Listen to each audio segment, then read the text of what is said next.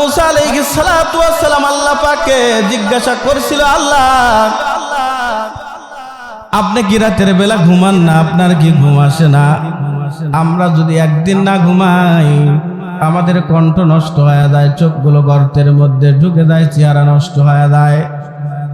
কিন্তু আল্লাহ আপনি কি ঘুমান না? আপনি কি ঘুমান না? আপনার কি ঘুম আসে না?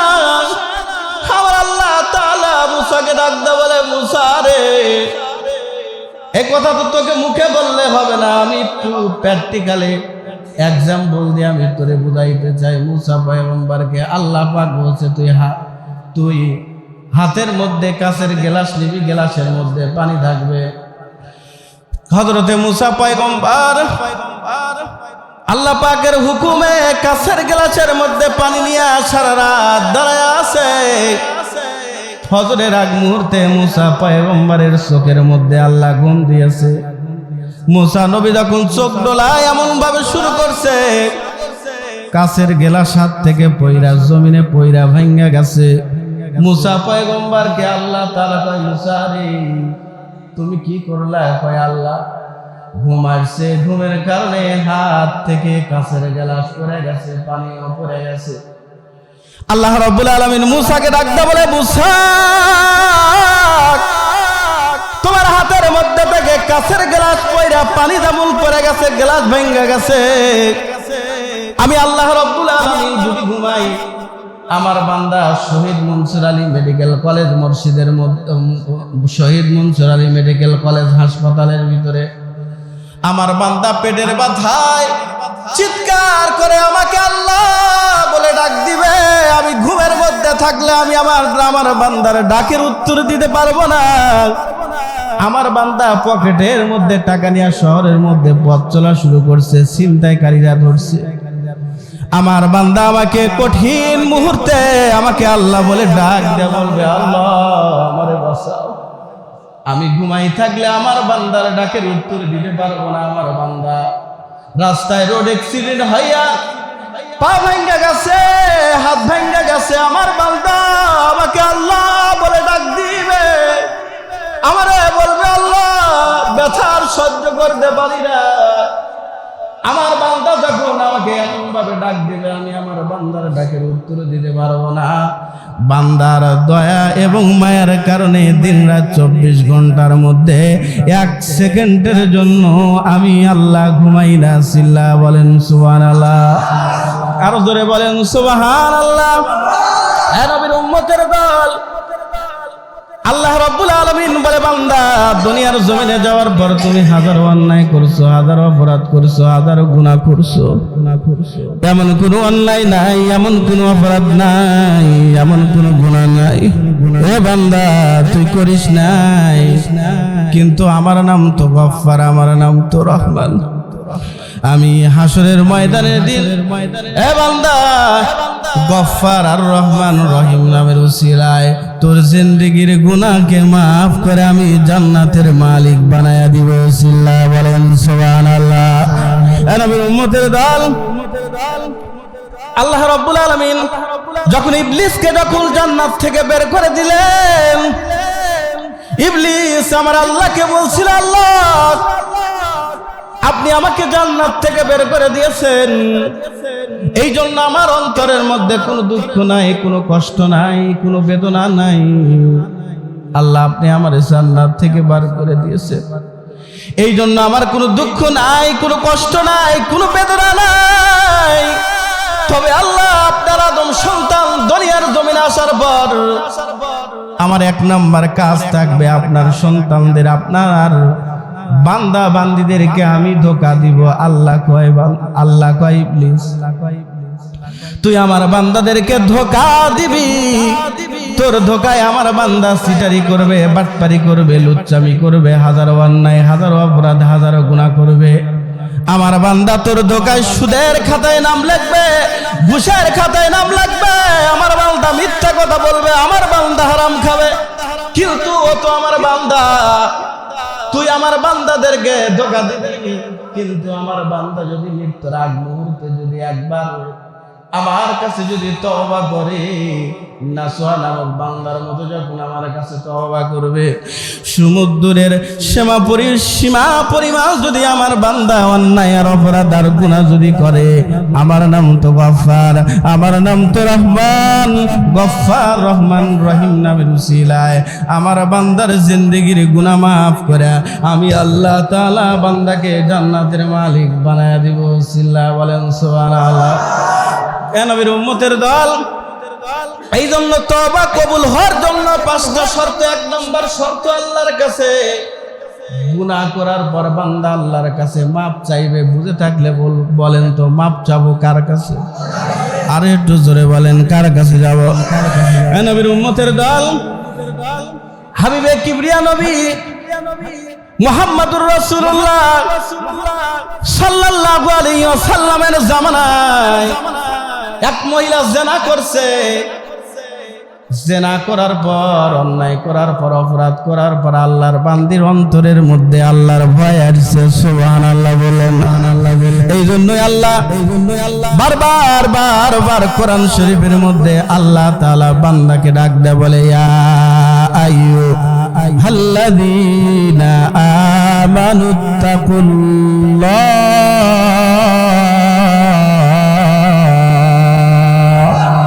আল্লাহ কয়, বান্দা ভয় কর, ভয় কর, ভয় কর। পৃথিবীর কেউ না দেখলে বান্দা তুই অন্যায় করবি, তুই অপরাধ করবি, তুই গুনাহ করবি, পৃথিবীর কেউ দেখে না।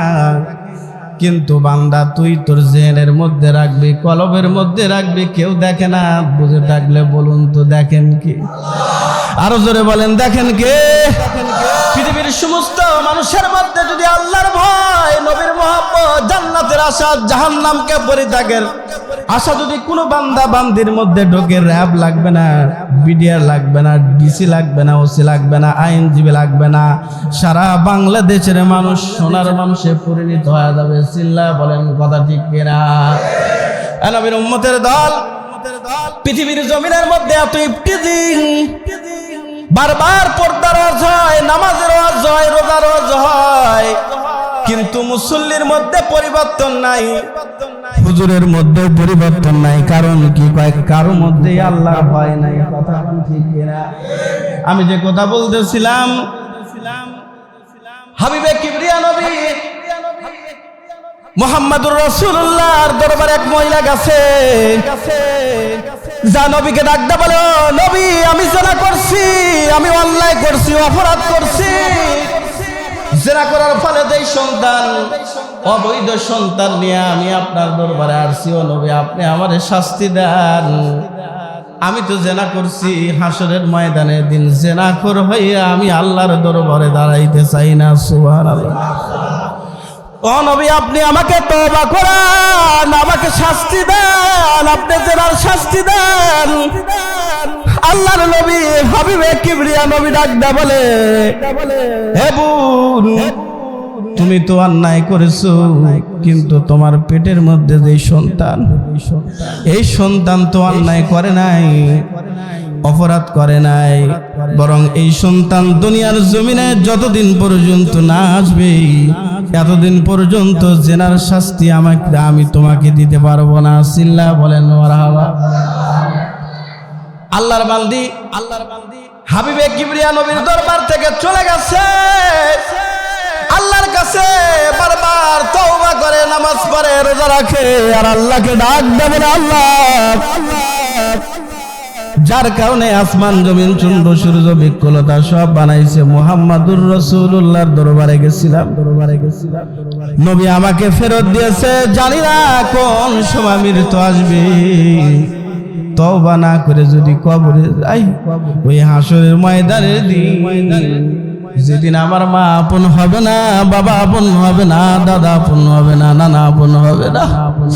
ও আল্লাহ, ওই দিন আপনি তো ইমানদারকে ডাক দিবেন, আমাকে যেন জাহান্নামী বইলা, জেনাখার বইলা যেন আপনি আমারে ডাক দিয়েন না। সুবহানাল্লাহ। আল্লাহর বান্দি আল্লাহর কাছে বারবার আল্লাহর কাছে তওবা করে।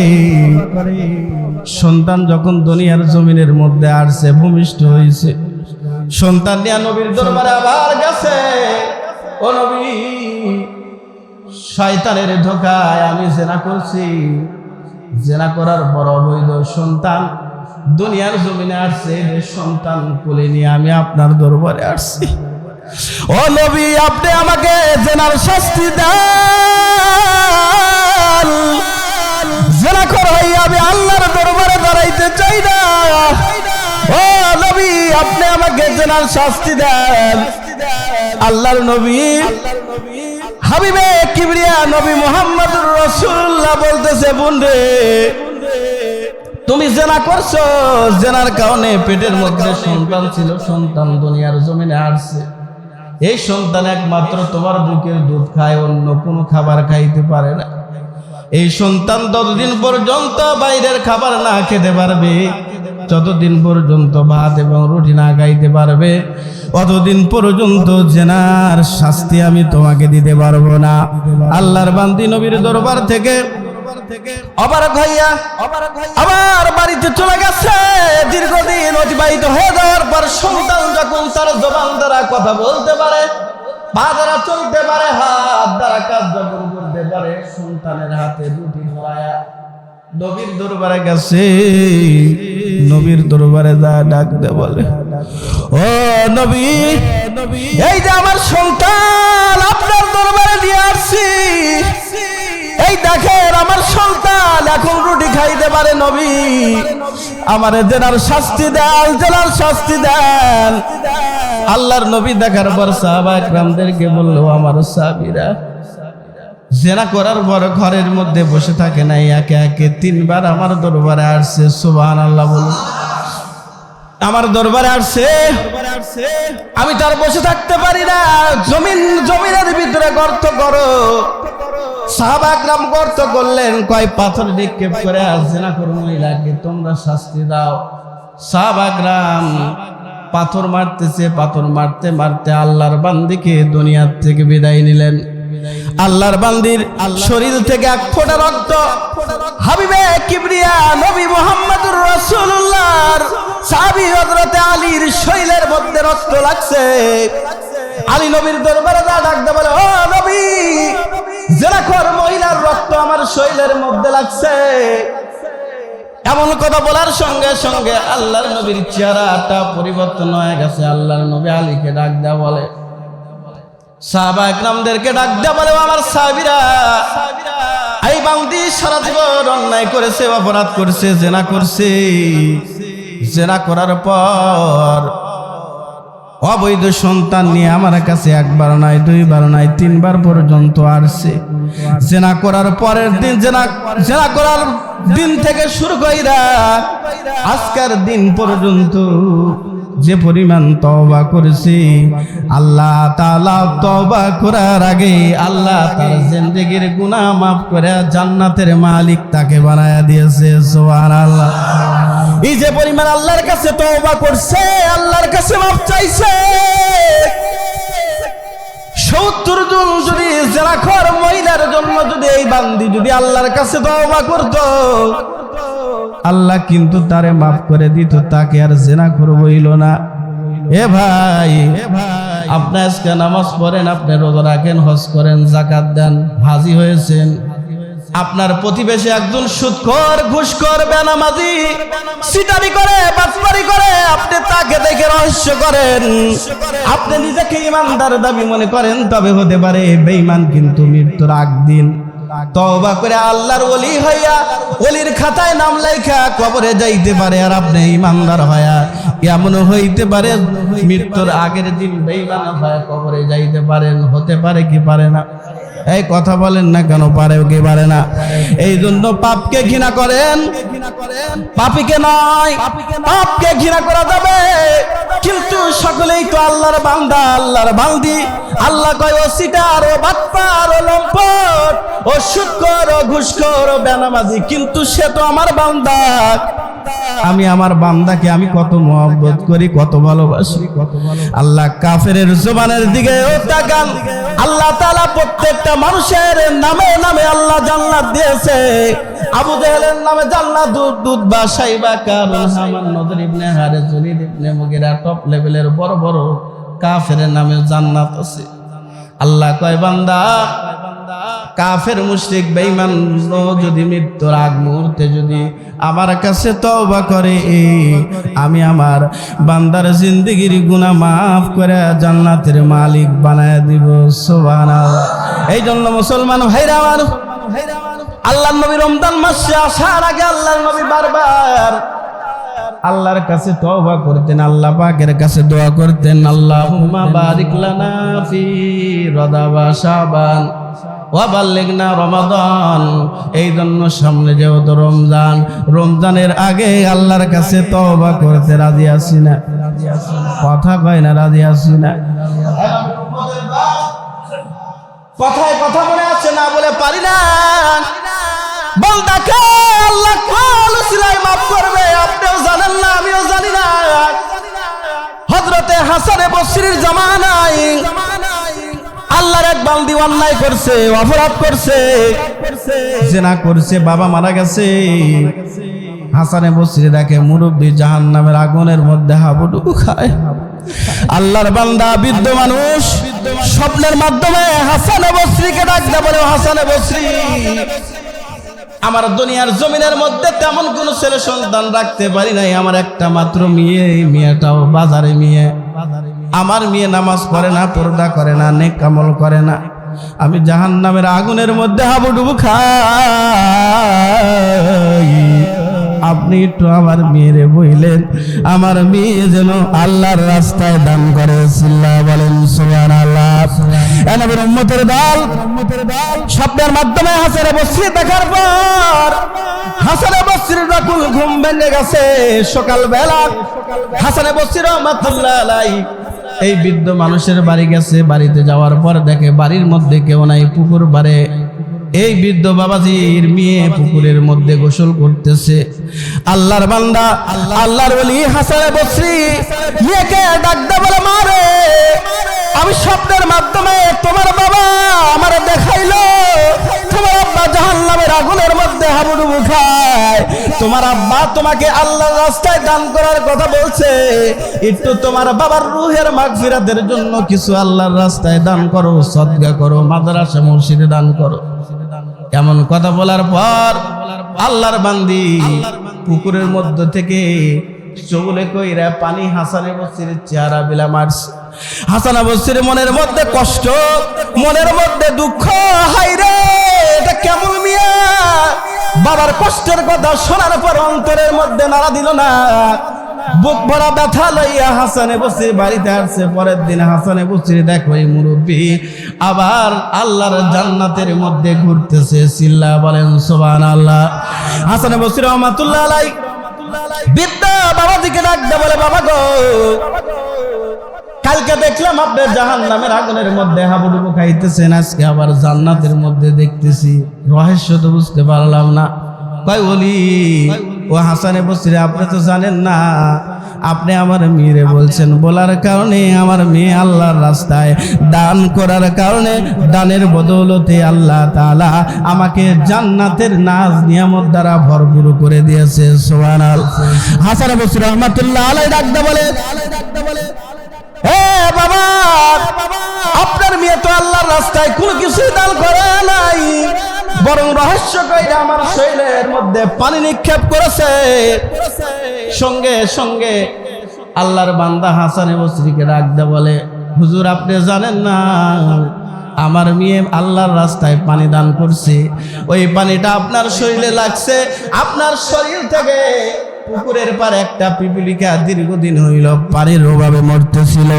এক ফোঁটা পানি পাওয়ার পর পিপিলিকা আল্লাহর দরবারে আমার আসমানের মালিক জমিনের মালিক আল্লাহর কাছে দোয়া করছে, আল্লাহ আমি পিপিলিকা কঠিন মুহূর্তে আমার জীবন যায় ভাব, এমন মুহূর্তে যেই মানুষের উসিলায় আমাকে আমি পানি পাইলাম, পানি পান করলাম, এই পানি পান করার উসিলায় বংশের মধ্য থেকে যদি কেউ কবরস্থ হয়, পানি সদকা করার উসিলায় তার বংশের সমস্ত মানুষদেরকে মাফ করে জান্নাতের মালিক বানায়া দাও।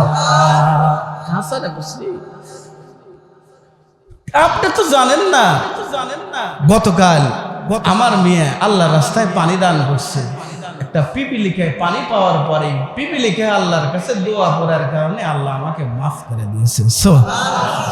আজকে বয়ানের মেসেজ ভাই, আপনি হাজারো নেক আমল করছেন, আপনি হাদি সাহেব কোটি কোটি টাকা দান করছেন, লাভ নাই যদি আল্লাহ বান্দাকে মাফ না করেন। ঠিক বললাম না ব্যাঠি? বললাম 5 ওয়াক্ত নামাজ পড়ে নিজেকে মাস্তানি মনে করেন, আরে আমি বহুত কিছু, আপনি হলো কচু নিয়ে। আল্লাহর বান্দার প্রতি যতক্ষণ পর্যন্ত দয়ার ইহসান আল্লাহ পাক না করবে, এতক্ষণ পর্যন্ত বান্দা জান্নাতে যাওয়ার কোনো সুযোগ নাই। ঠিক বললাম না ব্যাঠি? বল, আল্লাহর বান্দা সারা জীবন অন্যায় করছে, কিন্তু আল্লাহর রাস্তায় পানি দান করার কারণে যদি পিপিলিকার দোয়ার কারণে যদি জান্নাত দিতে পারে, আল্লাহ পাক কি আমাকে আপনাকে পারে না? এই কথা বলেন না কেন? পারে কি পারে না? আল্লাহ পাকের এই ক্ষমতা, এই যোগ্যতা আল্লাহ পাকের আছে না নাই? প্রধানমন্ত্রী শেখ হাসিনার 17 বছর ক্ষমতা ছিল, তার কুয়া উপর পিঠে হলো তার বাড়ি। আল্লাহ পাক কয় প্রধানমন্ত্রী শেখ হাসিনার মতো ক্ষমতা কিন্তু আমার না, ওই মোদির মতো কিন্তু ক্ষমতা আমার না, আমেরিকার প্রধানমন্ত্রী ডোনাল্ড ট্রাম্প ওর মতো কিন্তু আমার ক্ষমতা না, বরং সমস্ত মন্ত্রীকে এক করলে তার চেয়ে বেশি থেকে বেশি ক্ষমতা আমি আল্লাহ পাকের। সুবহানাল্লাহ। আল্লামা দেলোয়ার হোসেন সাঈদীর যখন ফাঁসির রায় হলো, যেই বিচারক রায় দিয়েছে উনি চিন্তা করছে যদি আল্লামা সাঈদীর পক্ষে দেয় তাহলে তো চাকরি থাকবে না, অতএব আল্লামা দেলোয়ার হোসেন সাঈদীর বিপক্ষে দেয়।